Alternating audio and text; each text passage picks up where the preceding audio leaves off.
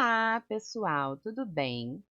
Hoje nós iremos começar os nossos estudos da geometria das moléculas e também iremos falar um pouquinho da polaridade, que é uma consequência direta da geometria molecular. Bom, nós vimos na ligação covalente a estrutura de Lewis ou fórmula eletrônica da molécula, e é ela que vai determinar o número e os tipos de ligações ocorrentes entre os átomos. No entanto, nós formamos as estruturas de Lewis sem nos atentarmos para a geometria tridimensional da molécula. Essa geometria é determinada pela orientação relativa das ligações covalentes formadas. A teoria que prevê essa orientação no espaço recebeu o nome de teoria da repulsão dos pares eletrônicos da camada de valência, ou a sigla RPECV.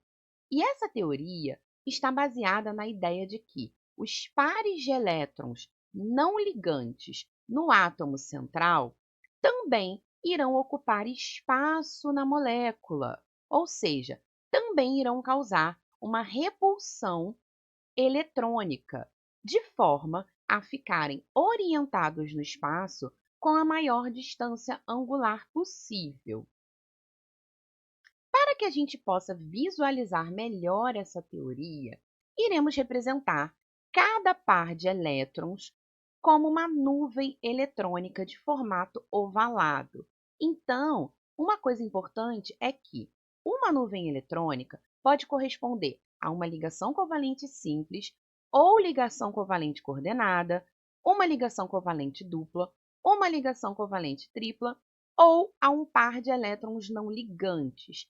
Cada uma dessas representações nós iremos considerar como uma nuvem eletrônica para determinar a sua posição no espaço. E no que consiste a teoria RPECV? A partir do número de pares de elétrons ao redor do átomo central, nós temos algumas geometrias fundamentais. A geometria linear considera que, ao redor do átomo central, nós teremos apenas dois pares de elétrons, portanto, nós iremos ter uma geometria de 180 graus entre esses pares, que é a maior distância possível para dois pares. Temos, para três pares de elétrons, a geometria trigonal plana, que irá ocorrer com uma distância de 120 graus entre cada um deles. E temos, para quatro pares, a geometria tetraédrica, que equivale ao desenho de um tripé, que irá ter a distância de 109,5 graus entre cada um dos quatro pares. Uma coisa importante aqui é que as ligações duplas e triplas ocupam uma única região no espaço, ou seja, contam como um único domínio de elétrons. Isso significa que, espacialmente, não há diferença entre ligações simples, duplas ou triplas. Então, agora vamos analisar cada uma das três geometrias fundamentais, começando pela geometria que tem dois pares de elétrons, que é a geometria linear. Nós temos duas nuvens eletrônicas, ou seja, duas ligações, uma para a esquerda, uma para a direita, e não há pares de elétrons livres no átomo central. A geometria será essencialmente linear, como, por exemplo, o que ocorre na molécula de CO2. Não sobram elétrons livres no carbono, então a maior distância que eu consigo entre esses dois domínios de elétrons, ou seja, as duas ligações duplas, é 180 graus. No caso dos três pares, três nuvens eletrônicas vão ser distribuídas ao redor do átomo central na geometria trigonal planar. Porém, essas três nuvens eletrônicas nos geram duas possibilidades. Três ligações efetivas, o que não deixará pares de elétrons livres, então nós teremos uma geometria realmente trigonal plana, como é o caso do BF3, o átomo de boro com três átomos de flúor ligados ao seu redor, fazendo uma distância de 120 graus entre cada flúor. Mas nós temos uma segunda possibilidade, que é duas ligações efetivas e um par de elétrons livre. Considerando que esse par de elétrons livre irá ocupar também um domínio de elétrons, a base geométrica é a geometria trigonal planar, porém, como nós temos somente dois átomos ligados ao átomo central, o que nós iremos verificar é a geometria angular, que é o caso do SO2, dois átomos de oxigênio ligados ao enxofre com um par de elétrons livre que irá ocupar o terceiro domínio de elétrons. Então, a geometria angular é derivada da estrutura trigonal planar. E para quatro pares, nós temos como geometria base a geometria tetraédrica, de quatro nuvens eletrônicas. Mas nós podemos separar essa geometria tetraédrica em três casos. O caso de quatro ligações efetivas, onde não há pares de elétrons livres, consequentemente, a geometria será realmente tetraédrica, que é o caso do CH4.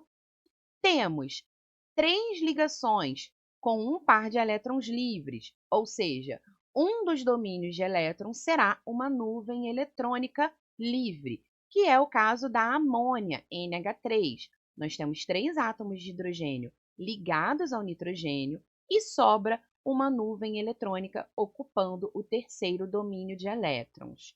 E nesse caso, nós temos a geometria pirâmide trigonal ou simplesmente piramidal.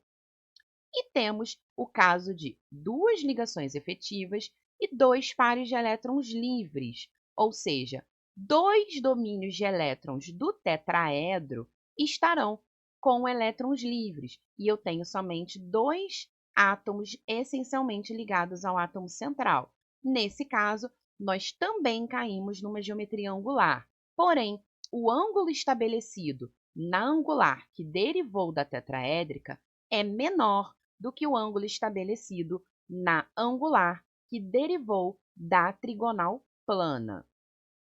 Exemplo de angular derivada da tetraédrica, nós temos a molécula de água, dois átomos de hidrogênio ligados ao oxigênio e sobram dois pares de elétrons livres no O. Então, no caso de três ou quatro pares, o que vai determinar a geometria será a presença ou a falta de átomos nos domínios das ligações com o átomo central. Então, a geometria tetraédrica, ela vai se converter em pirâmide trigonal ou piramidal, que pode se converter em angular somente pela retirada de uma ligação entre elas. Então, no caso da geometria tetraédrica, o ângulo base é 109,5. Quando eu retiro uma ligação e transformo em domínio de elétrons livres, esse ângulo cai para 107 graus. E se eu retirar mais uma ligação e colocar mais um domínio de elétrons livres, eu terei um ângulo ainda menor.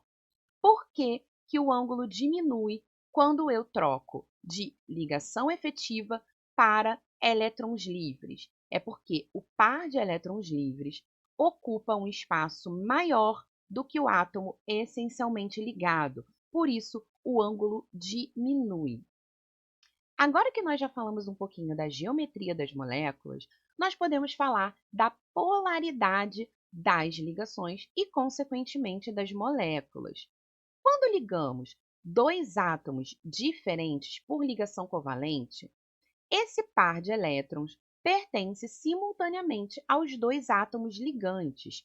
Porém, dependendo da eletronegatividade, um átomo pode atrair os elétrons da ligação com maior intensidade do que o outro. Dentre os átomos mais comuns em ligações covalentes, nós temos aqui o sentido de crescimento da eletronegatividade, ou seja, o hidrogênio é o elemento menos eletronegativo que forma ligação covalente e o flúor é o elemento mais eletronegativo que forma ligação covalente, o que significa que, se ligarmos um átomo de hidrogênio em um átomo de flúor, o flúor irá atrair mais para próximo dele os elétrons da ligação. No entanto, se eu ligar dois átomos que estejam próximos na escala de eletronegatividade, como, por exemplo, oxigênio e nitrogênio, eu não tenho uma diferença de eletronegatividade tão expressiva. Então, isso irá influenciar na polaridade das ligações. O que nós sabemos é que, em ligações covalentes, os elétrons estarão sempre mais próximos ao átomo de maior eletronegatividade. Então, neste caso aqui, nós temos a representação da ligação do F2, são dois átomos de flúor, ou seja, átomos que possuem a mesma eletronegatividade. Consequentemente, nós temos uma ligação covalente apolar. Não existe a formação de polos entre eles. No caso do HF, nós temos átomos com diferentes eletronegatividades. Neste caso, há a formação de uma ligação covalente polar, pois o flúor irá atrair mais a densidade eletrônica para próximo de si. Nestes casos, onde há diferença de eletronegatividade entre os elementos participantes de uma ligação, consideramos que há a formação de cargas parciais, positivas e negativas. Como isso ocorre? Aqui temos o exemplo da molécula de HCl. O cloro é o elemento mais eletronegativo, consequentemente, ele irá atrair os elétrons da ligação mais para próximo de si. Como o elétron possui carga negativa, nós dizemos que no átomo de cloro é formada uma carga parcialmente negativa e, consequentemente, no átomo de hidrogênio será formada uma carga parcialmente positiva. Então, eu tenho a formação de uma ligação covalente polar, pois o cloro é mais eletronegativo, consequentemente irá adquirir carga parcialmente negativa, e o hidrogênio ficará com a carga parcialmente positiva devido à perda parcial dos elétrons da ligação. E por que nós precisamos entender a polaridade das ligações? É porque, em moléculas mais complexas, nós teremos uma polaridade resultante para a molécula como um todo. No caso do HCl, nós temos apenas dois átomos, com somente uma ligação química.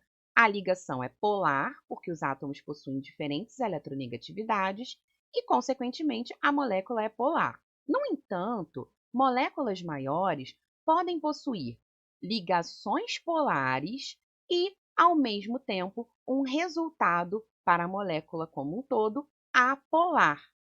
Por que isso ocorre? Para que nós possamos determinar a polaridade de uma molécula, o que é calculado é o vetor momento dipolar resultante, ou seja, a soma dos vetores de cada ligação polar da molécula.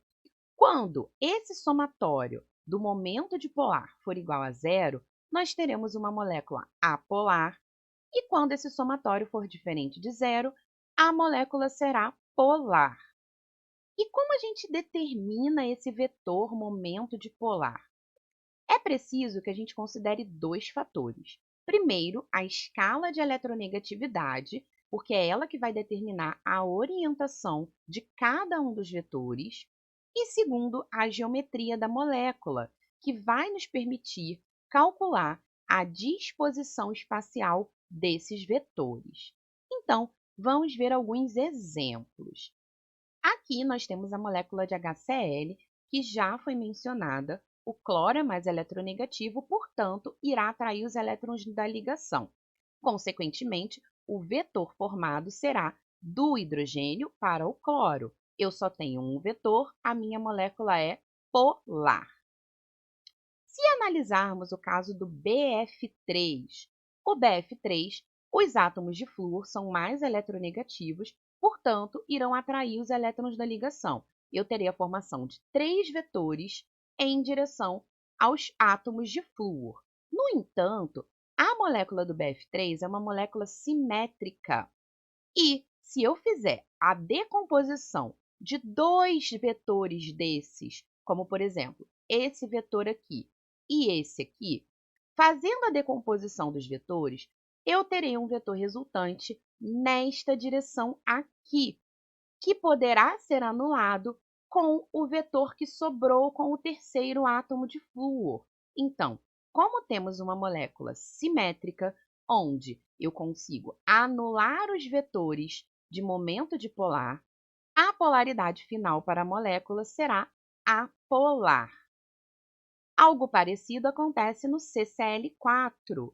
Eu tenho aqui os átomos de cloro atraindo os elétrons das ligações para eles. Eu formo 4 vetores em direção aos átomos de cloro. Se eu decompor 2 átomos de cloro em um único vetor e os outros 2 átomos de cloro em outro vetor, eu formarei 2 vetores que terão a mesma direção e sentidos opostos, vetores que podem ser anulados geometricamente. Consequentemente, a minha molécula será apolar. No caso do NH3, a molécula de amônia, o nitrogênio é mais eletronegativo do que o hidrogênio, consequentemente, ele irá atrair os elétrons das 3 ligações com o hidrogênio. Nesse caso, todos os vetores apontam para o centro da molécula. Não há nenhuma maneira de eu decompor 2 desses vetores e obter um vetor que tenha a mesma direção e sentido contrário ao terceiro vetor. Portanto, a minha resultante será um vetor para cima, o que fará com que a minha molécula de amônia seja polar, pois eu não consigo anular os vetores. Aqui embaixo, nós temos o caso do CH3Cl. O carbono atrai os vetores das ligações com o hidrogênio para ele, e o cloro atrai o vetor da ligação com o carbono para ele. Ou seja, neste caso, a minha resultante será um vetor para cima. Por quê? Porque mesmo que eu some 2 hidrogênios, eu não irei conseguir anular com a decomposição de um cloro com o hidrogênio. Portanto, como a minha molécula não é simétrica e eu não consigo anular os vetores, eu tenho uma molécula polar. Em resumo, o que nós precisamos analisar? Os dipolos de ligação, ou seja, o sentido dos vetores de cada ligação química. No caso de vetores que se anulam, o meu momento dipolar é igual a zero e, portanto, a molécula é apolar. No caso de vetores que não se anulam, o meu momento dipolar total terá um sentido do somatório desses vetores e eu terei um vetor resultante diferente de zero. E aí teremos uma molécula polar. Aqui nós temos mais alguns exemplos. As moléculas na sua geometria correta, os vetores representados e a sua resultante, gerando a molécula polar ou apolar, dependendo do cálculo do vetor resultante de cada molécula.